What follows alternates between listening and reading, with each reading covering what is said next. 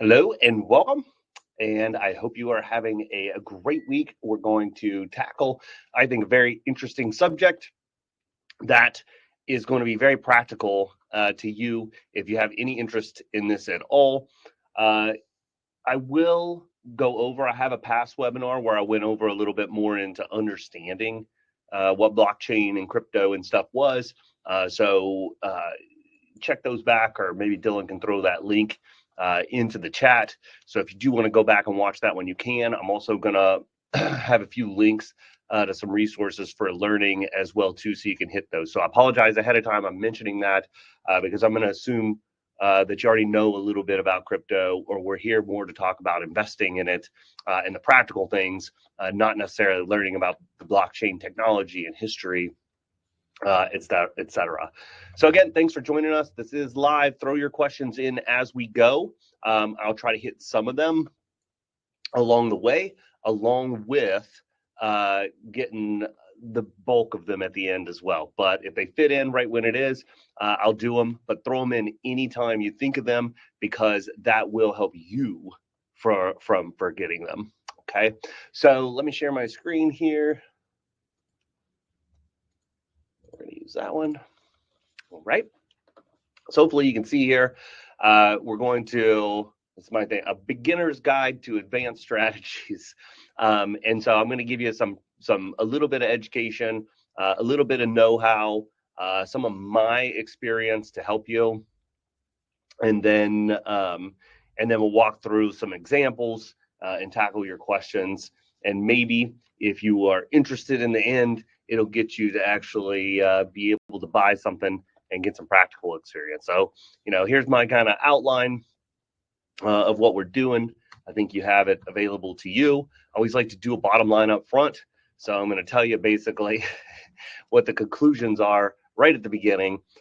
So I like to call them digital assets more than crypto, because a lot of the most interesting blockchain technologies aren't really currencies at all, even though you could, trade them to each other and kind of use it as a currency. They are programmatic and do a lot of cool things, which can make them very complicated, but invested in them does not have to be. And usually when you get something like this, you need to have some kind of vested interest in it, and so once you own it, you learn a little bit more. You see how it works practically, make some money in it, and then you're kind of invested, right? Monetarily and intellectually.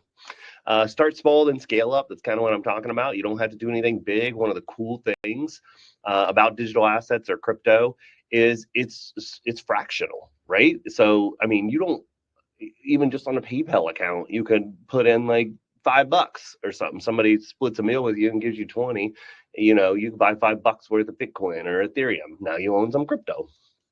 And then embrace the learning curve. So you're not going to learn everything up front, and if you try to, it's super going to turn you off.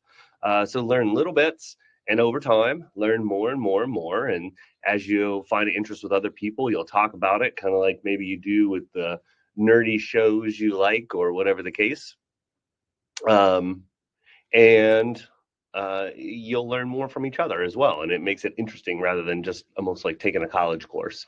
And then if you really want to get where you're putting more in, or you're never really going to learn a lot about it, then work with some experts that'll help you invest and donate that knowledge to you as one of your stewards, basically.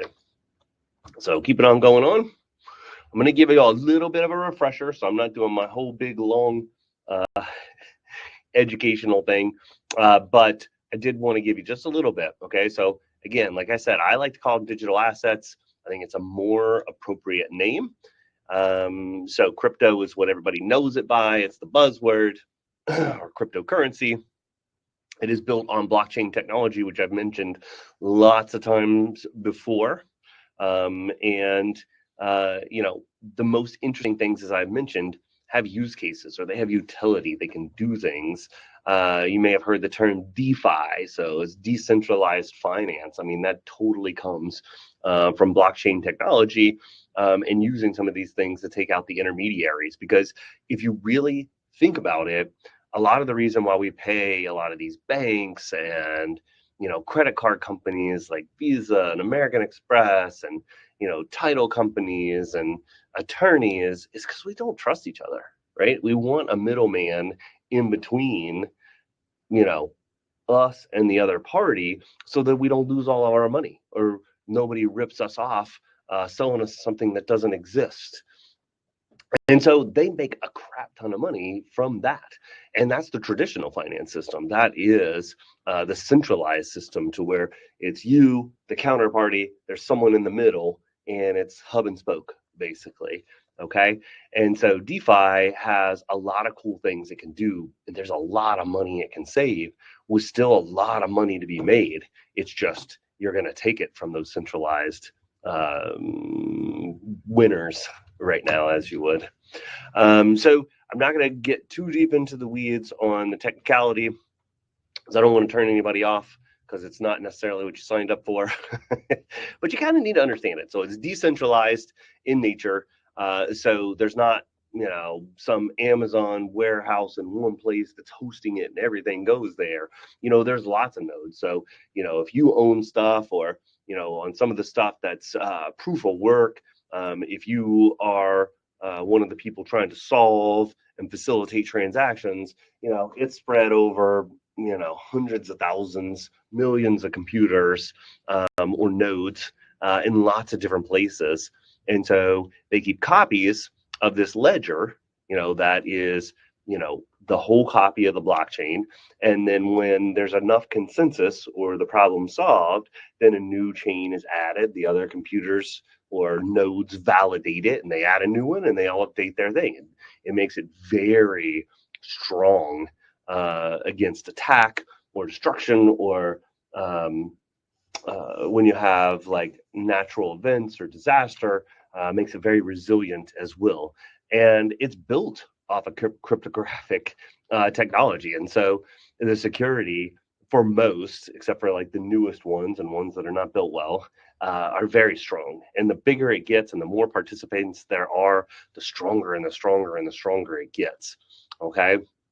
And so I talked about some of this proof of work, proof of stake, lots of stuff is going more to proof of stake now, which uses a ton less energy, which was a big concern at the beginning. So now you have a little bit of knowledge into what we're talking about when we're talking about digital assets or crypto. I like to put this out there, especially when we're talking about investing.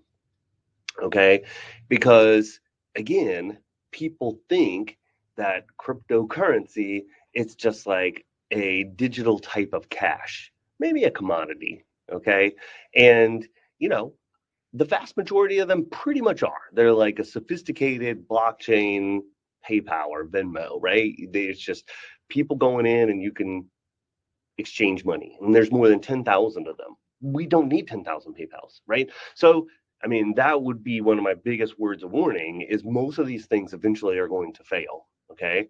But these are the these are the ones that's the opposite of what I told you, like what I'm excited about.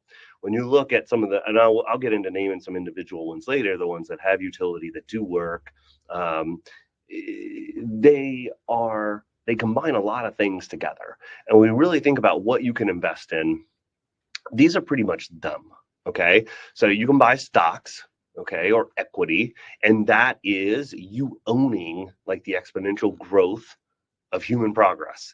It could be companies that build cars or build houses or manufacture things or sell coffee or the equity in actual real estate or what's so. Okay. So, these are like how we grow money. And a lot of people, like, they don't think about how this works. They think it's a zero sum game. But if you really think about it, if I take, let's just make it simple. I think this example comes from Richest Man in Babylon. It's an old book of I got 100 gold pieces to build a house, and I hire, someone to put the foundation in and to do the carpentry and to do the roof and to put in the plumbing. We make it modern to do the electrical and what's so. And all that money goes to all these various people. Like, I didn't just lose 100 and there's just a house that's worth 100 and that would be the zero sum game. What ends up happening is I build a house and now that house has utility. People can live in it. They don't have to pay rent. you get things out of it, or they may want it more than just what the value is, depending on where it is. All that money that I paid in to all those people that worked, they went out and bought other things, or maybe they invested in another business, or maybe they saved it with a few other jobs that they did to build their own house. Money multiplies. And so when you own that type of equity, even if you're just thinking about something simple like a piece of real estate that's for an individual, money multiplies over time. And stocks are kind of that embodiment or equity of that, and that exponential growth over time. Now, we're not perfect. It's not always working at this perfect, awesome exponential thing. Sometimes people waste money or invest in stupid things. But when you take the sum of it, it's a pretty good exponential growth rate, probably somewhere between, 9 to 14% per year, which is rocking. Bonds. So bonds are loaning money to basically the people that are doing this in one way or another. Cash, so we don't have to barter or anything. I just say this is the grease in the wheels that makes everything else possible. Okay. And so, when you do something or sell something or buy something, you're taking it out, putting it back here, putting it into until it's ready to be put into something else. And then commodities, it's just the stuff we need or the things we use to build whatever we're building on this equity side. And so these are the things. And then historically, the labor of the people. And so if you start on the bottom, then you could invest in yourself or work real hard, and that people would pay you for that. And then you could earn some of these things, right? And so we put all these things together, and I just said SB, money sign, C, and L. And when you really think of crypto or digital assets, to me, its biggest component on some of the things that, like I say, have utility is its stock equity like nature. But interestingly, it's one of the few things that almost has a labor component because it does work, or the system itself does work to process the transactions and to do smart contracts or the different things that it can do. So it actually puts a piece of this into there. And as we mentioned, you could take, even though Ethereum is a programmatic language, you could pay somebody, for a piece of pizza with Ethereum if they'll take ETH, and then of course maybe commodity, because you can use some cryptos to do other things with other cryptos, etc. So it's a very interesting asset class, okay, that I don't think a lot of people think deeply about, but it's a lot more complicated than it's just like a currency except online. Okay, so again, I'm almost finished with the first part of this educational thing. Throw your questions in if you have them. And I just give you a little bit of some of the things to think about. So Bitcoin was the first, the original crypto, as you would, of the blockchain technology. And of course, it is really taken off now because there's just a ton of interest in it institutionally. So there's a lot of big money going into it, especially with the new US ETFs that there are. Litecoin was kind of the second one to come along, and very similar to Bitcoin, but a lot of people say silver to Bitcoin's gold, but it's died out a lot because we don't necessarily need a bunch of these. At first, they were called altcoins. Bitcoin, I think, will stick around and be fundamentally different than a lot of the other utility coins out there. And it may very well be or end up being like some kind of digital gold type asset versus like Ethereum and Cardano and Solana that are programmatic. And then some of the other cryptos that have utility that will build upon them to make nice utility apps and stuff for people. Then you got your meme coins. So meme coins are the vast majority of coins out there. A lot of them created as a joke or for fun or community, but really they're not worth anything except for what people are willing to pay for them. And this is where a lot of the skepticism comes from in the community for crypto and what so is that it's kind of a Ponzi scheme or a scam, and it could all collapse and people could lose all their money. And especially with meme coins, that's very true. Like I said, there's maybe 9,000 some of these that really are going to have no utility besides paying people, just like Venmo. We don't need that many, so most of them will probably fail. And so all the people that believed in them or invested in them, especially if they're doing like technical analysis and they think they're watching this chart and it's just going to bounce back up someday, could really get hammered. And of course, then it's going to give it more of a bad name. anyways, and then this Shiba Inu is just another example of a meme coin. So anyhow, wanted you to be aware of that, that a lot of the criticism is absolutely well-founded. So let's see here if we got a question or no. Got one. Is crypto something that I can invest in if I'm close to retirement, or is something I should have started in earlier? So I'm going to get to that a little bit more, but absolutely you can invest in it anytime. I think the main thing that you have to be careful about is how you do it, how much you do it, and that you don't do too much, because a lot of people are scared of the stock market, right? Like stock market go down 40% in a big, recession, or what so. It's like, man, crypto is like 2 or 3 times the volatility, and it's a newer asset class. And so if big stock declines scare you, then crypto is really going to scare you. But again, if it's a smaller kind of side investment or bet that you can tolerate that higher on because most of your retirement is safe, and more traditional things, then absolutely you'd be fine doing it later on. Or also, one of the things that we're doing that we think is very smart is a small percentage in your traditional portfolio that you can rebalance from. So when it's going really good, don't let it ride to the moon. You take some money off and maybe lock it into your bonds. And when it's in another, they call it crypto winter, when it's like really down like 80 to 90 some percent, then you would rebalance and maybe take some of your large growth off and buy some of the crypto assets that you have inside of there. And traditionally, for the last 10 years or so, digital assets have had a really non-correlated to stocks and bonds, meaning they go up and down at different times, which is great for when you're putting different eggs in different baskets. Okay, so keep moving on. Ethereum and Cardano. These are two of the programmatic along with Solana. And so basically, these work kind of like in a blockchain type fashion, kind of like Python or C++, and other people can build things upon them to make utility or some kind of app or something that can do something. And then as they're using those to do something for their users or whatever it's doing, then they have to pay for the transaction and the processing time. So it actually creates an income flow for Ethereum holders and what so. So, I mean, a lot of these things are real businesses. They're not just speculative things. So let's do poll number 1. Let's throw it up there. Have you personally ever bought or owned crypto? And I put 4 different answers. So obviously no. Yes, I lost money and got out. Yes, I made money, considered lucky, and got out and I don't own it anymore. Or yes, and I still own it. So let's see what everybody says. I'll give you a second to be able to weigh in here.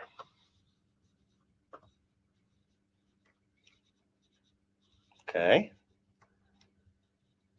Looking kind of split between yes, and I still own, and yes, I lost money and got out. Give it another second and we'll close it out. So we don't have anybody here that has never owned. We got multiple people that have lost money. It's not uncommon. There are a lot of swings, and a lot of times when the hype is out there is when it's higher, and then people get in, and then it goes down, and they got burnt. And then it's just like, well, why would I go back? And then after it's down and they heard their friends lost money, then a lot of people aren't getting down in on that next winter. All right, so we'll close that out, keep trucking on. So when we start talking about, that I want to invest in it or have an allocation, etc., you really need to understand, why do you want to invest in it? Are you investing in it for the short term for some quick gains? Or are you investing in the long term of saying, hey, I've looked a little into this technology, or I have a couple friends that I really respect, and they're telling me about all the cool things this could do in the future, and I don't want to bet the farm on it, but I'd like to have a little bit in case that all comes to fruition. So short term or long term. Are you trying to get into it for fear of missing out? That is one of the super strong bad motivators for investing, but it's super normal. Like, we all have that feeling, no matter how sophisticated you are, how long you've been investing, or how smart you are, or whatever the case. Nobody wants to be the person that missed the whole boat on something that other people were talking about. And so that's a big driver. Or are you doing it for diversification? You're like, hey, I've already saved up a lot. I've been successful. Most of the time I stick to tried and true, but it's looking like this is not a fad and it could be another one of my eggs in my baskets. And I want to invest in it. That's a very good reason if you implement it well. Speculation or fundamentals.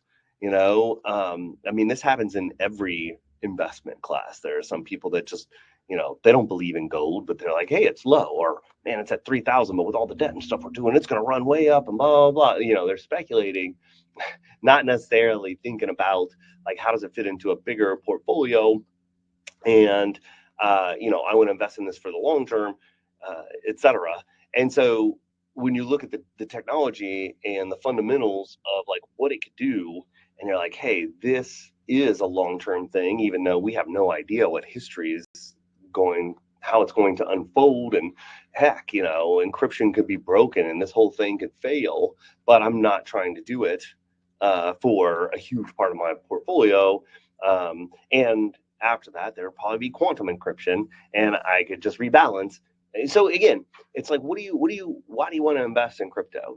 Is it because FOMO and you just want to make short-term speculative gains, or do you want to invest it for the long term, make it a little part of what you do, and you believe in it? If you don't believe in an investment, generally, it's one of the fundamental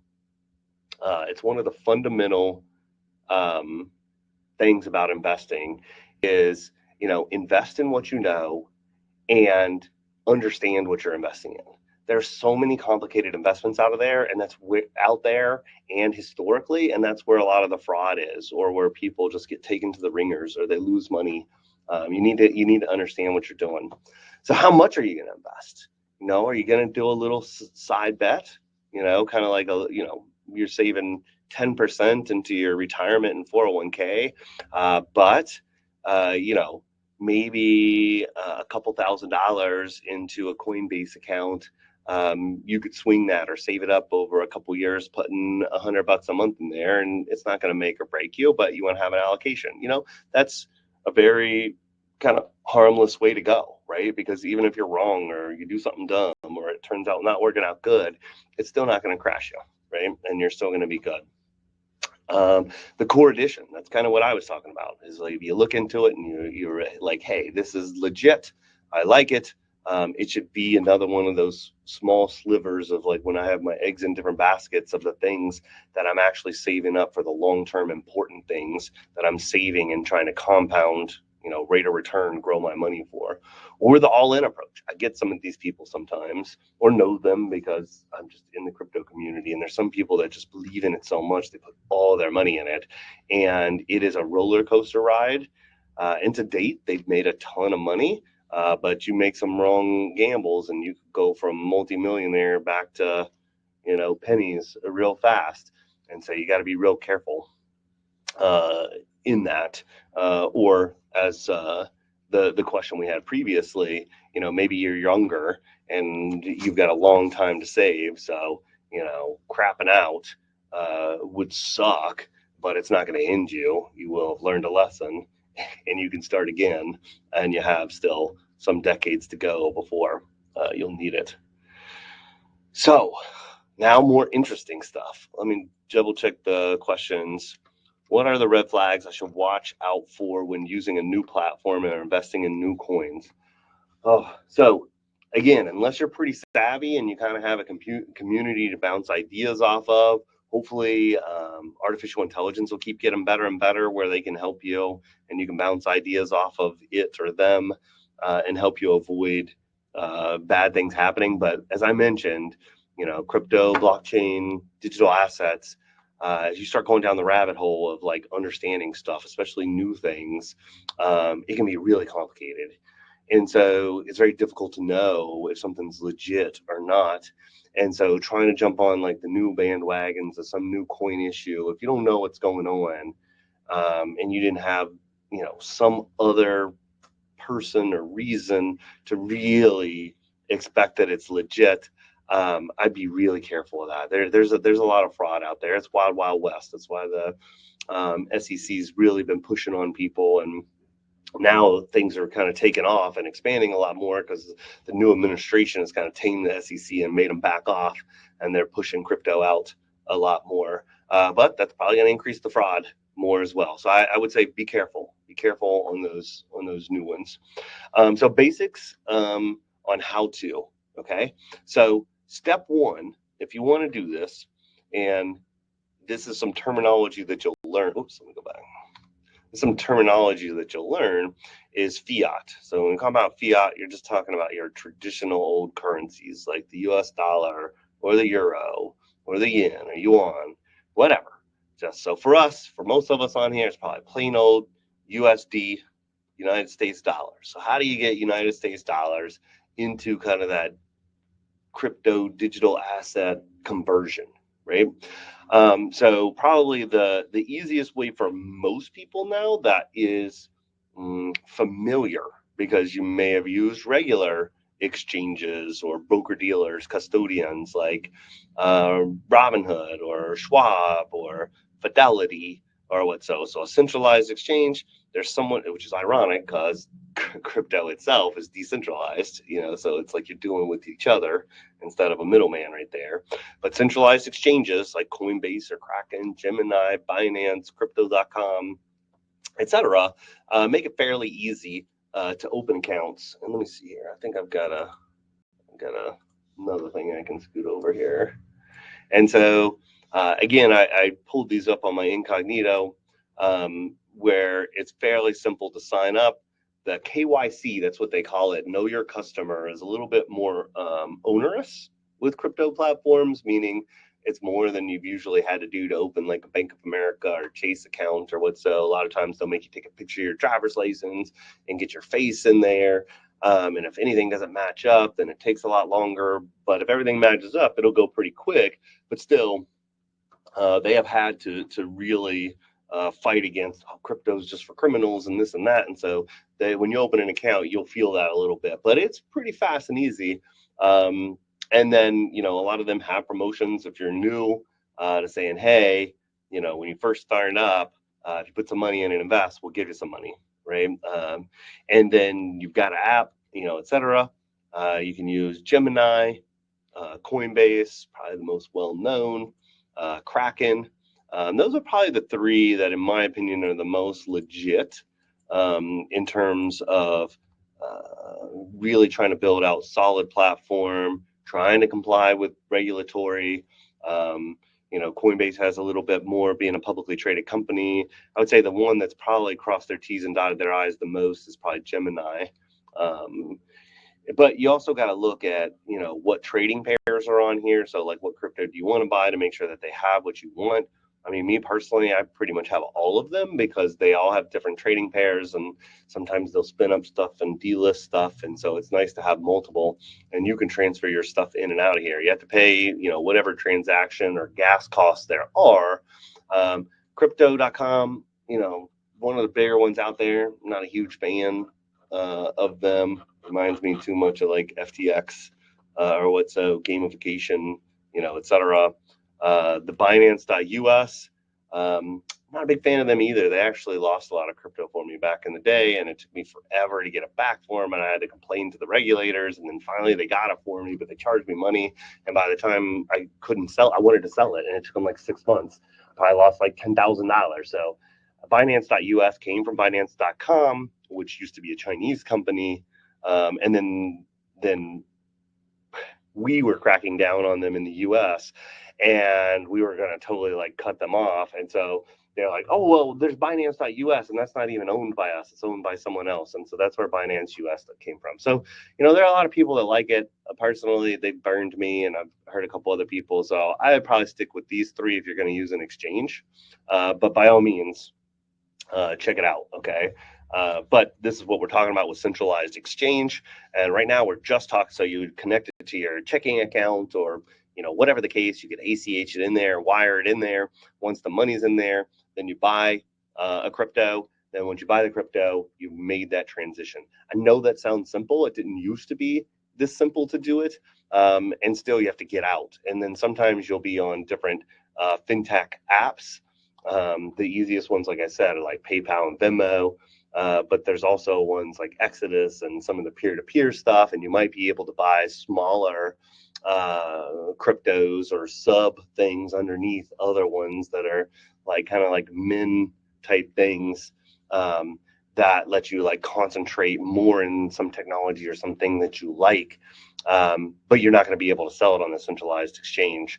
And so you'll have to switch back and forth to get back to something that you can get to over here. And then you got to pay attention to transaction costs. So again, I'm going a little bit farther. You don't need to know all that. Most people, when they invest and they're getting started, they're probably just going to buy a couple of the most widely known ones, like some Ethereum and, some Bitcoin and maybe some Solana.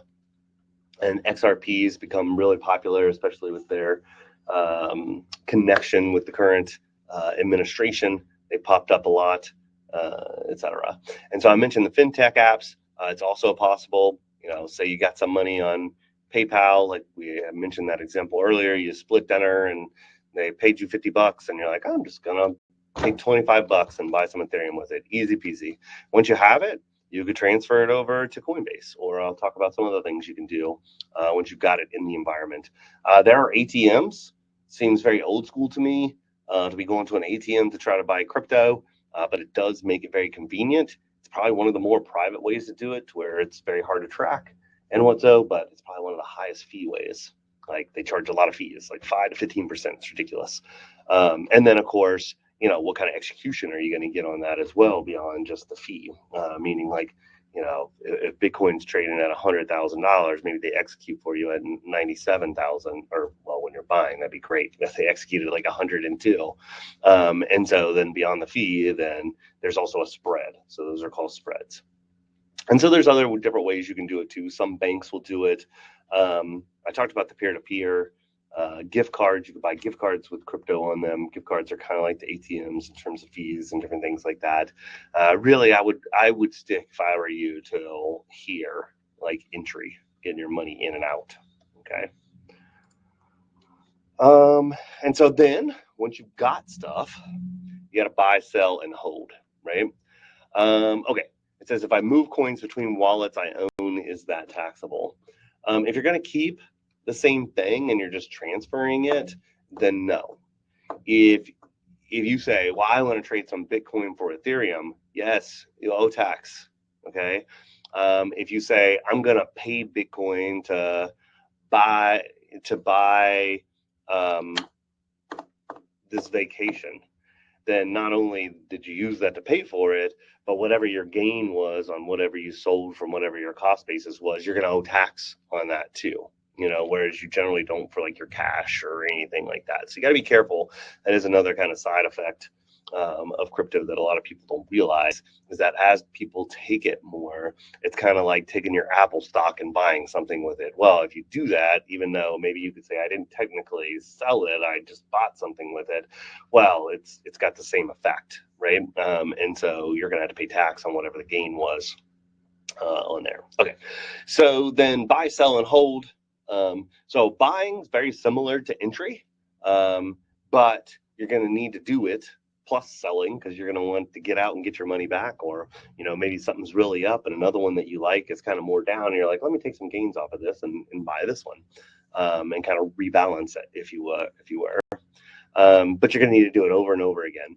And in a lot of the peer-to-peer and the apps, and even on a lot of the exchanges, if you use their like a basic mode and you don't get like the advanced trading platform, I mean, it looks really complicated. So like here, you can see mine. I'm logged in on Coinbase right here. You can see it's complicated. Again, you can figure it out to where it doesn't have to be that complicated to you. But then you can put in really good types of orders and and I'm going to get to that a little bit later on.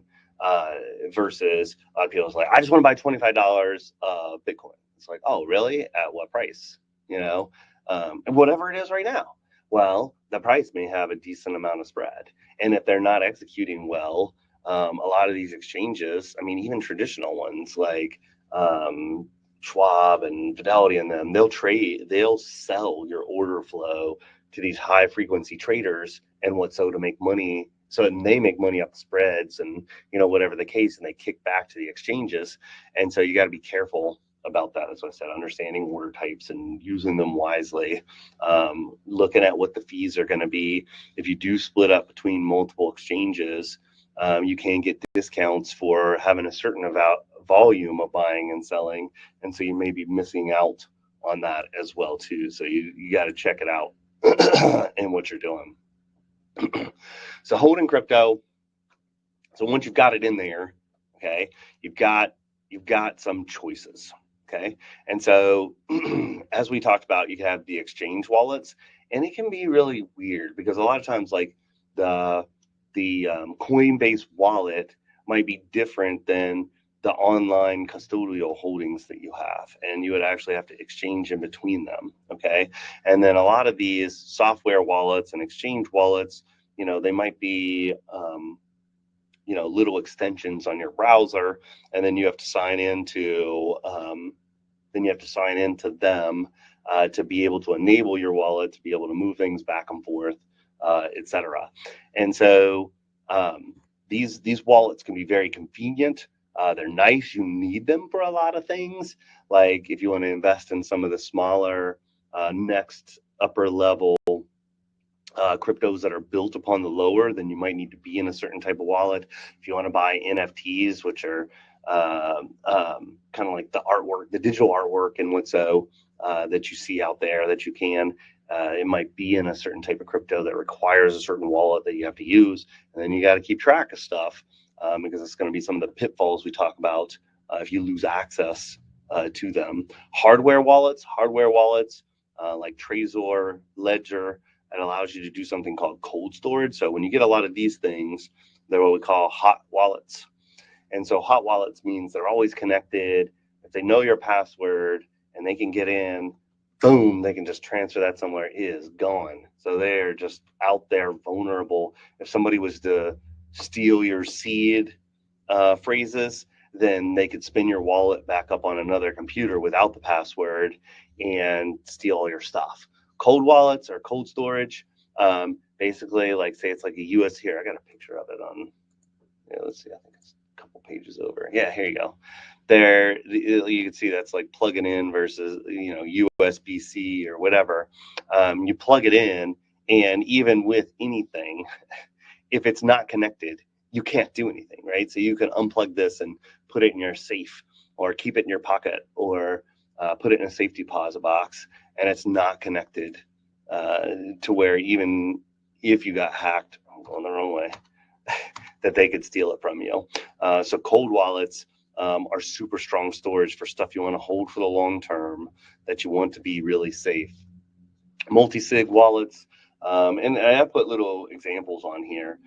This is where you really want that super high security. It could be multiple people. It could be multiple hardware type things, or signatures or passwords from multiple people to get into it. Makes it very hard to steal things without almost like a 007 type mission. Qualified custodians is coming around more and more, and these almost go together.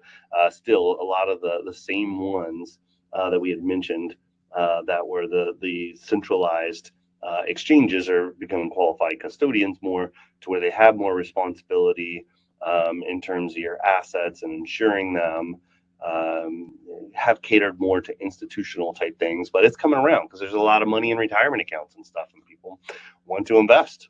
And so, but they don't want to do it naked per se, to where there's so much risk as them as maybe a technologically unsophisticated person. Seems like they might be the slowest antelope in the herd or what so.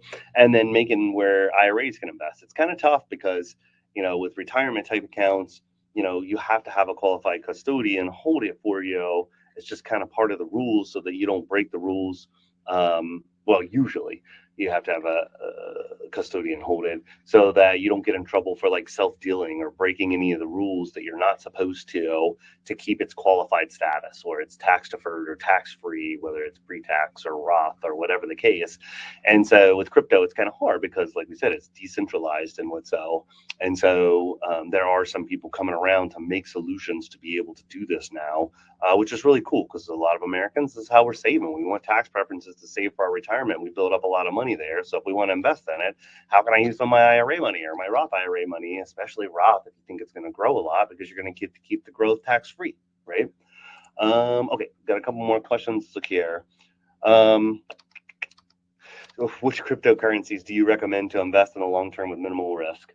So again, this presentation, whenever I do them, is for educational, informational purposes only. I am an investment advisor, and so is my firm. So we can't tell you what to invest in without taking liability, basically. So we don't give individual security recommendations or what so for free on live stuff. So if you want to be a client, we have ways where people, and I'm going to explain this later, where people can DIY it. But when they're a client, we talk to them about what they're doing, and they do their own trigger pulling.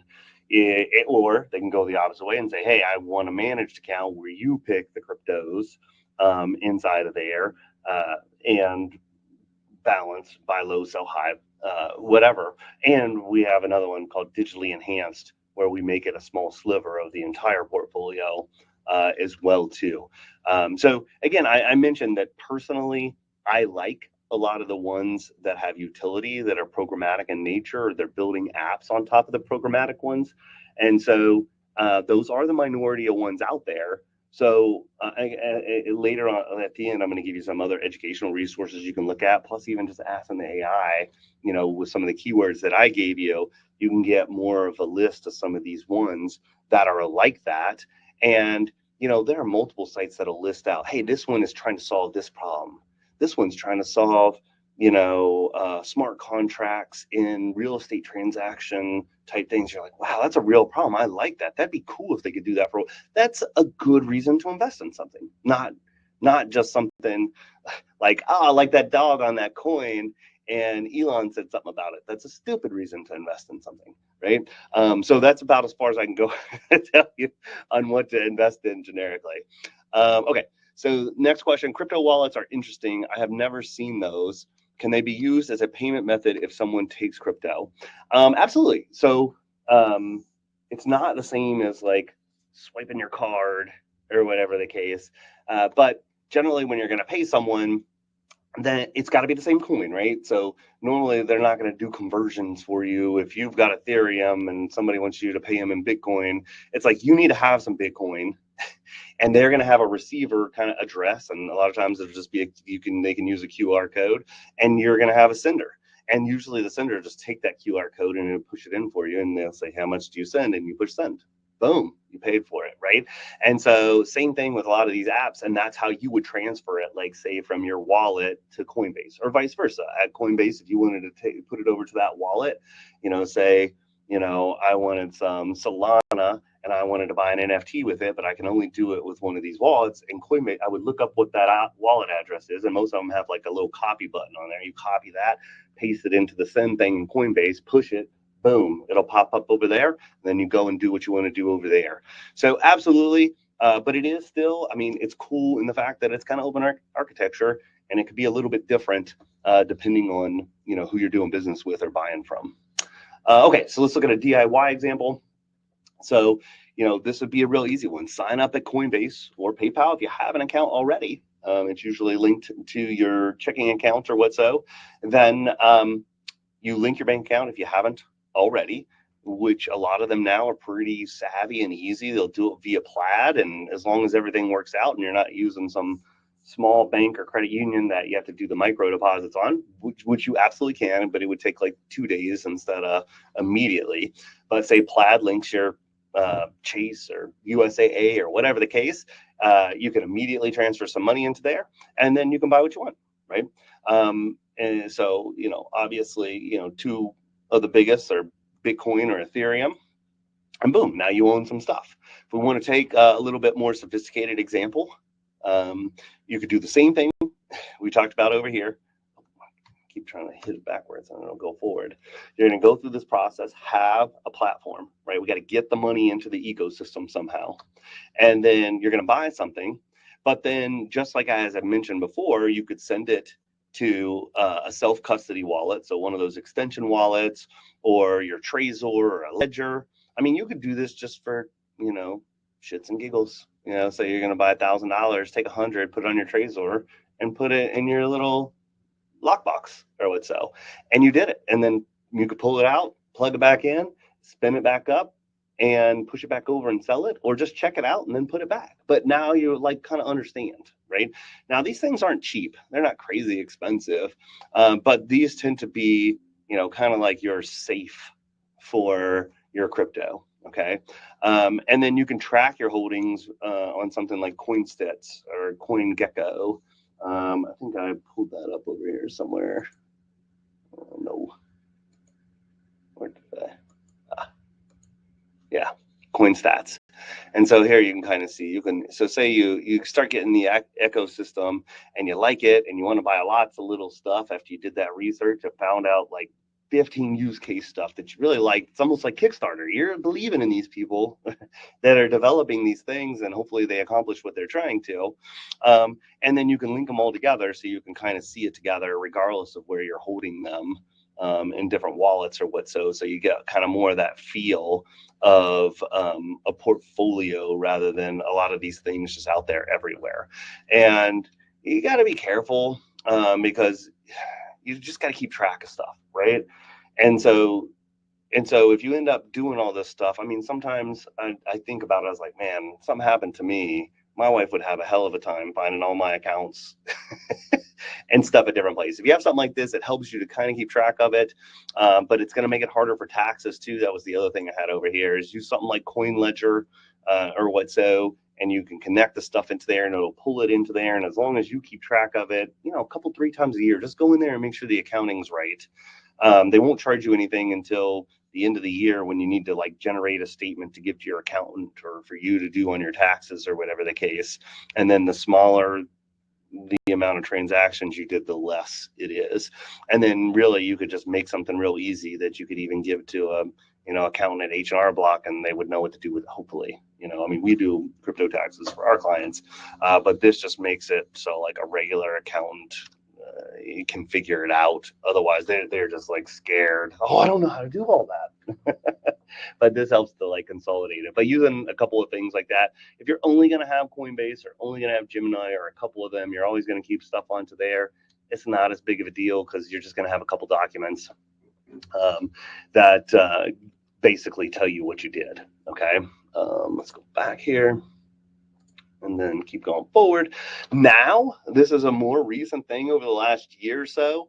They made ETFs that are like spot. It's ETFs or ETPs that will allow you to invest in crypto without actually having to buy the asset.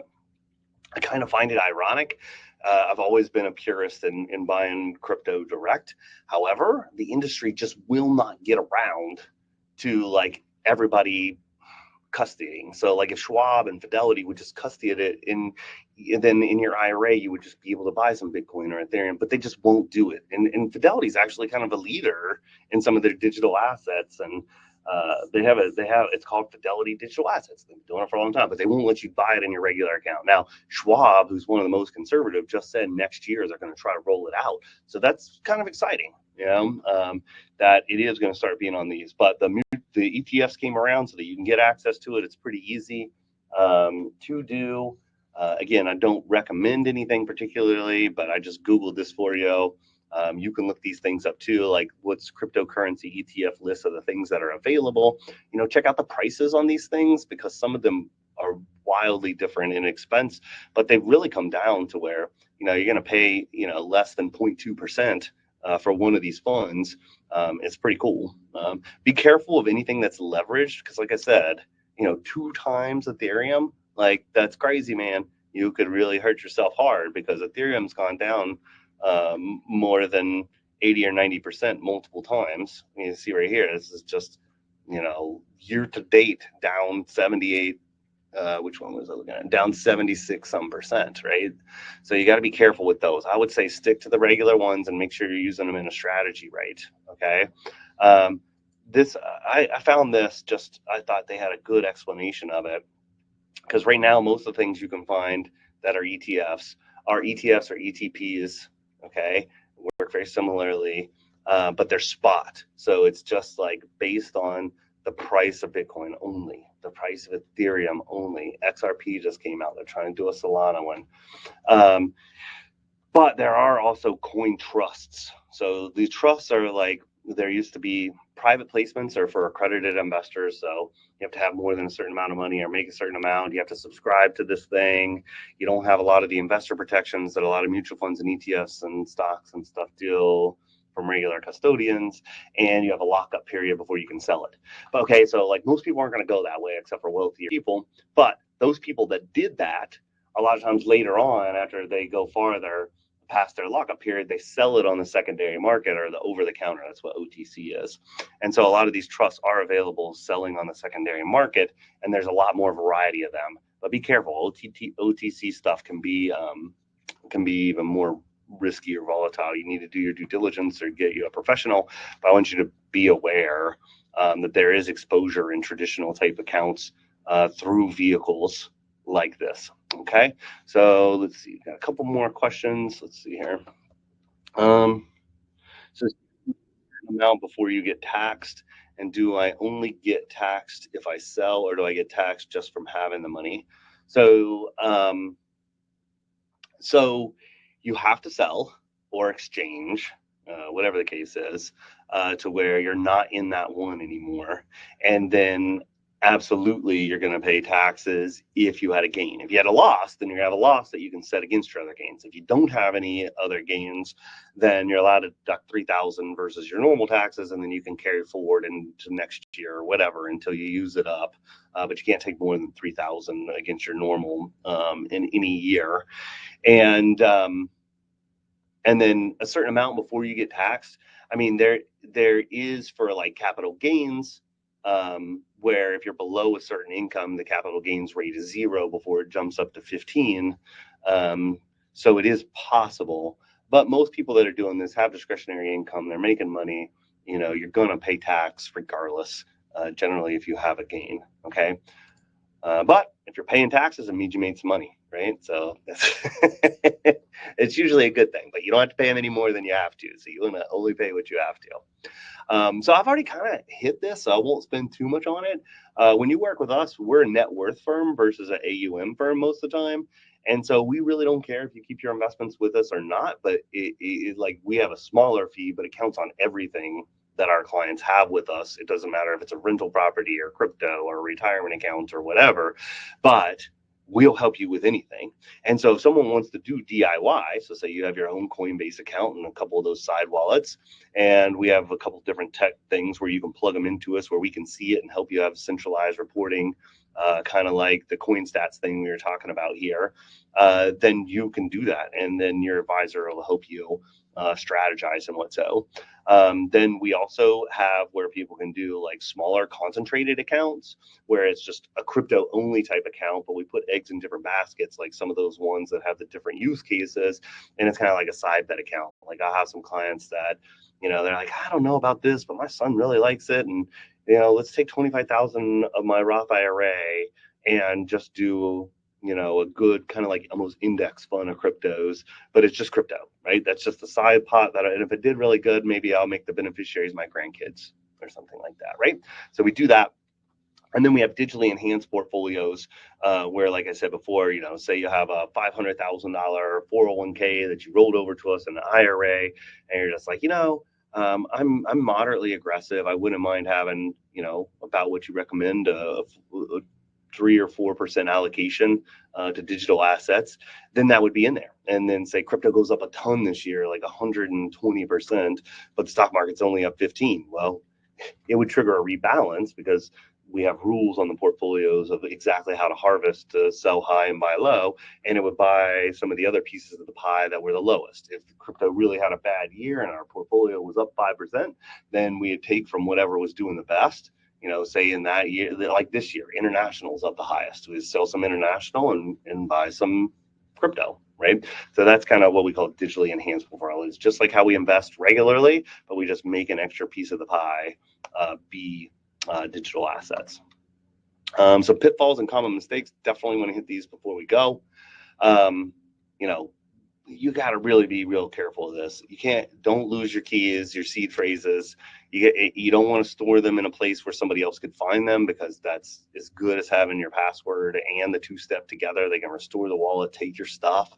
If you lose them and then you can't remember your password, you are screwed. Nobody's unlocking anything for you. It's like encrypted and locked up. You probably heard those stories, like that one CEO that died, and nobody knew his seed phrase or his password, and it was like almost $100 million locked up in there, right?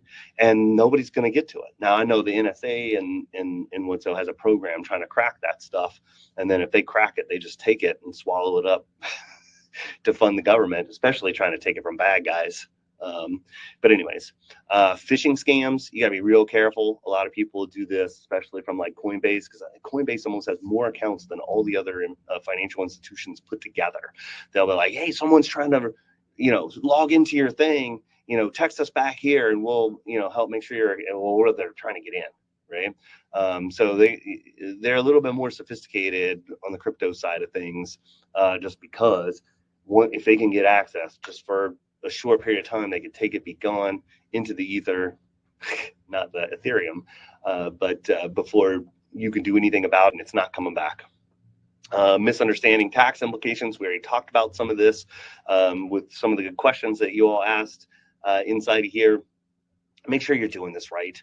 At a minimum, hook something up like CoinLedger or whatever, connect your accounts to it, let it do the reporting so that you can give to an accountant. And if you're making some money, it's a small price to pay to make sure you're going to be in the good graces, and not because you could make a ton of money, not pay your taxes.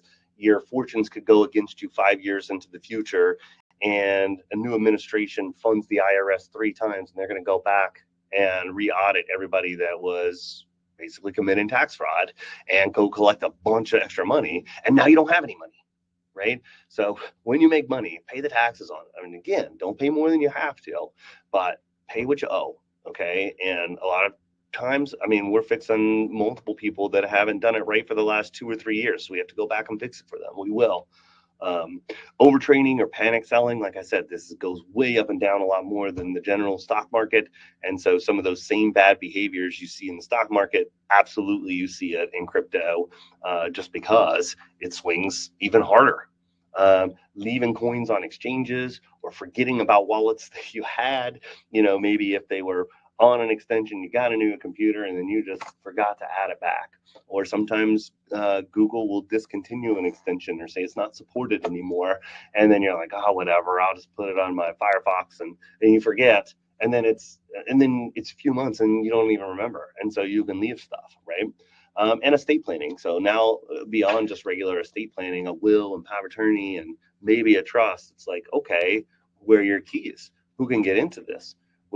How are they going to get into your phone, and maybe two-step, or one of a really strong way to keep your key phrase, if you got a really big one or is to put it in crypto steel and maybe keep it in a lockbox in a bank. But then you got to tell them where to get it and how it works, and then how are you going to do that? So you got to think about these things. So you're not the person putting some money in there, and say you put in $10,000 that over the next 15 years grows into $1 million. Absolutely could happen, and now nobody gets it because you got hit by a truck. So don't forget about that, and pay your taxes. We already talked about this, and there are other things that people don't think about in terms of airdrops and forks, and if you made income off of staking, etc.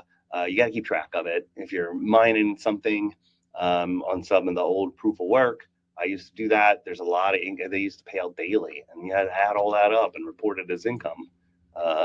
And so this gets into us. Check us out. Our website's pretty good, rebelfinancial.com. A lot of our reviews and whatsoever on there. You can see all the different services we have. I don't put a ton of content on there about crypto, even though we're one of the few investment advisors that do it. But obviously, you're watching this, you see that we're relatively pretty good at it and knowledgeable at helping our clients be successful, as long as it's successful, and not hit a lot of those pitfalls. So we're running up on our time. I really appreciate you being with us. I respect your time. I try to end these right on time so that we're not going over your lunch break or what's. So if you have any more questions, email them to me. if you're watching this on demand, because we will put it on demand, still ask the questions inside of there. It emails them to me, and generally I'll respond to you in a regular email or sometimes even a video email to answer your questions. So let us know if we're able to help you in any way. We are really serious about helping regular people increase their wealth, protecting it, doing a great job. The type of stuff we do is not just for rich people. It's for everyone, and we want more people to be wealthier and successful, etc. So thanks again. Hope you have a great rest of the day. And if we can help anytime, just let us know. And join us for a future webinar as well, too. Okay. So thanks so much. Talk to you next time. Bye-bye.